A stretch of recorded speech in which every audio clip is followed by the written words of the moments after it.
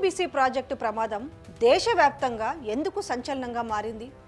4-5 రోజులు గడుస్తున్నప్పటికీ ఘటనకు సంబంధించిన సరైన వివరాలను ప్రభుత్వం ఎందుకు తెలపలేకపోతుంది? దీంతో ఇది చిన్న ప్రమాదం కాదని స్పష్టమవుతుంది.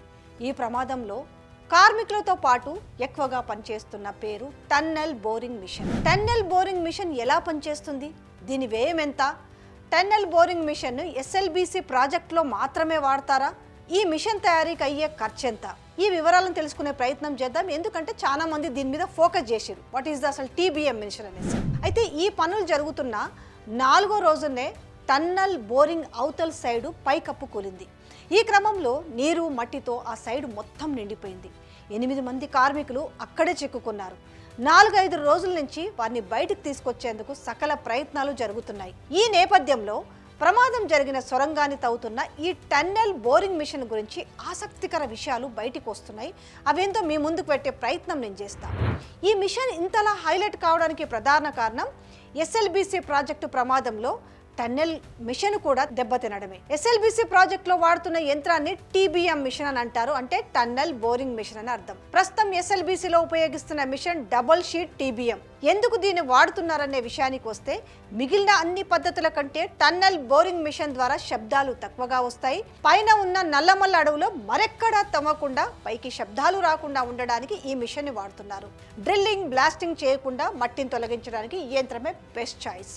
ముఖ్యంగా పరిసరాలు దెబ్బతినకుండా పనిచేయడం టీబీఎం ప్రత్యేకతనే చెప్పుకోవచ్చు. ఒక రకంగా ఇది భూమి లోపల చెక్కుకుంటూ కలుగులా చేసుకుంటూ ముందుకు వెళ్తుంది. కొన్ని దశాబ్దాల నుంచి మెషిన్లను ప్రాజెక్టుల కోసం వాడుతున్నారు.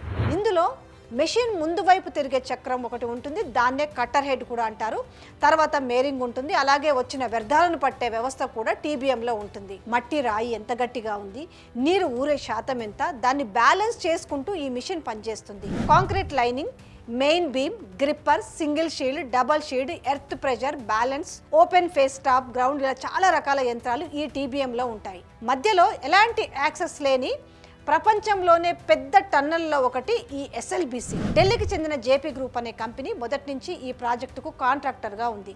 సొరంగం తవ్వే పనిని జేపీ గ్రూప్ అమెరికాకు చెందిన ర్యాబిన్ సంస్థకు అప్పజెప్పింది. 2006 మే 26న ది ర్యాబిన్స్ కంపెనీకి పని అప్పజెప్పింది జేపీ గ్రూప్. మొత్తము 2 టీబీఎంలు, conveyor belt, backup system, spare పరికరాలు, ఇతరత్ర బాధ్యత అంతా ఈ సంస్థకే అప్పచెప్పింది. దీంతో 2008 మార్చిలో అవుట్లెట్ వైపు, 2009 అక్టోబర్లో ప్రస్తుత ప్రమాదం జరిగిన ఇన్లెట్ వైపు మిషన్ పని మొదలుపెట్టింది. విడి భాగాలను తీసుకెళ్లి సెట్లోనే బిగించే పద్ధతిని ఆన్ సైట్ ఫస్ట్ టైం అంటే అసెంబ్లీ విధానంలో చేశారు. అప్పుడు వచ్చిన శ్రీశైలం వరదల్లో ఈ యంత్రం పూర్తిగా మునిగిపోయింది. అయితే 2010 నుంచి ఈ టీబీఎం చురుగ్గా పనిచేయడం ప్రారంభించింది. ఎస్ఎల్బిసి ప్రాజెక్టు సొరంగం తవ్వాలంటే ఎంతో జాగ్రత్త అవసరం, అలాగే అంత ప్రమాదం కూడా ఉందని అప్పట్లోనే రాబిన్ సంస్థ అప్పుడే చెప్పింది. అయినా కూడా పనులను కొనసాగిస్తున్నామని 2020 నవంబర్ నాటికి 2 టీబీఎం మిషన్లు కలిపి 70% పని పూర్తి చేసినట్టు ఆ సంస్థే ప్రకటించుకుంది. సాధారణంగా ఈ టీబీఎంల ఖరీదు 10 నుంచి 100 కోట్ల రూపాయలు ఉంటుంది. దీని తయారీకి కూడా నెలల నుంచి ఏళ్ల సమయం పడుతుంది. రాబిన్ సంస్థ తయారు చేసే నిర్మాణ యంత్రాల్లో 43 కోట్ల రూపాయల నుంచి 850 కోట్ల రూపాయల వరకు ఖరీదైన మిషన్లు ఉన్నాయి. వీటిలో ట్యాక్స్లు, ట్రాన్స్పోర్ట్ ఛార్జెస్ సపరేట్గా ఉంటాయనుకోవచ్చు. అయితే ఒక మిషన్ తయారు చేయడానికి 3 ఏళ్ల సమయం పడుతుంది. మరో యంత్రం తయారు చేసేటప్పటికి ధర కూడా మారుతూ ఉంటుంది. భూమి, రాళ్ళు, కొండల ప్రాంతాల్లో తవ్వకాలు జరపాలనుకున్నప్పుడు ఈ టీబీఎంలు అవసరం అవుతాయి. అయితే ఎస్ఎల్బిసికి ఉపయోగిస్తున్న మొదటి డబుల్ షీటు టీబీఎం 1972లో మొదట తయారు చేసిరట. అప్పటి నుంచి ఈ యంత్రాలు ఎన్నో ప్రపంచ రికార్డులను అధిగమించింది. టీబీఎంకి ముందు వైపు తిరిగే కట్టర్ హెడ్ ఉంటుంది. దాని తర్వాత టెలిస్కోపిక్, గ్రిప్పర్ టేల్ అని 3 షీల్డ్లు ఉంటాయని కూడా రాబిన్ సంస్థ చెప్పింది.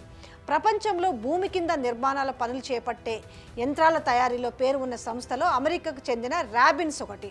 కనీసం 1000 సొరంగాల నిర్మాణంలో పాత్ర ఉన్నట్టు ఆ సంస్థ తెలిపింది. సొరంగాలు తవ్వే టన్నెల్ బోరింగ్ మిషన్లు, మట్టిని తరలించే కన్వేయర్ బెల్టులు, మైనింగ్ యంత్రాలు, కట్టర్లు వంటివి ఈ సంస్థ తయారు చేస్తుంది. ఆంధ్ర నిర్మాలంలోని పూల సుబ్బయ్య వెలిగొండ ప్రాజెక్ట్ టన్నెల్లో కూడా ఇదే టీబీఎంతో తవ్వుతున్నారు. ఇక టన్నెల్ నెలకు సుమారు 400 మీటర్ల పొడవు తవ్వితే అందుకు 14 కోట్ల రూపాయల ఖర్చు అవుతుంది. అంటే టీబీఎం ఎంత పవర్ఫుల్ యంత్రమో అర్థమవుతుంది.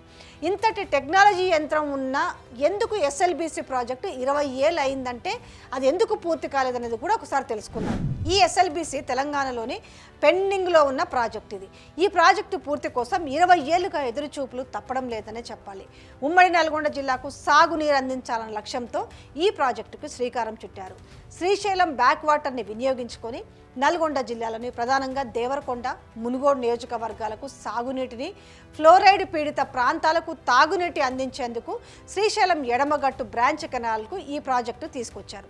ఉమ్మడి ఆంధ్రప్రదేశ్లో 2004 వైఎస్ రాజశేఖర రెడ్డి సీఎంగా బాధ్యతలు చేపట్టాక మొదలైన సాగునీటి ప్రాజెక్టుల జలయజ్ఞంలో భాగంగా ఎస్ఎల్బీసీ కార్యరూపం దాల్చింది. 3 లక్షల ఎకరాలకు సాగునీటి అందించే లక్ష్యంతో 1925 కోట్ల రూపాయల అంచనాతో 2007లో పనులు మొదలయ్యాయి.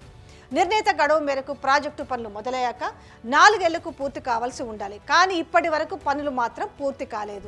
ఈ ప్రాజెక్టులో 44 కిలోమీటర్ల సొరంగ మార్గం నిర్మించడం కీలకమైనది. టన్నెల్ బోరింగ్ మిషన్తో నిర్మాణ సంస్థ పనులు చేపట్టింది. 2 చోట్ల సొరంగాలు, head regulator, 2 link canals, balancing రిజర్వాయర్లు సహా మరికొన్ని పనులు చేయాల్సి ఉంది. ఈ ప్రాజెక్టులో కాల్వలు తవ్వాల్సిన ప్రాంతం అంతా నల్లమల్ల రిజర్వ్ అటవీ ప్రాంతంలో ఉండడంతో ప్రాజెక్టు పట్టాలు ఎక్కడానికి అడ్డుగా మారింది. దీంతో సొరంగ మార్గాల నిర్మాణాలకు కార్యాచరణ రూపొందించారు. శ్రీశైలం బ్యాక్ వాటర్ నుంచి సొరంగం ద్వారా నీటిని తీసుకొని నల్గొండ జిల్లా పరిధిలోని చందంపేట మండలం తెల్దేవరపల్లి వద్ద నీటిని బయటికి పోయడానికి మొత్తంగా సుమారు 44 కిలోమీటర్ల మేర సొరంగము తవ్వాల్సి వచ్చింది.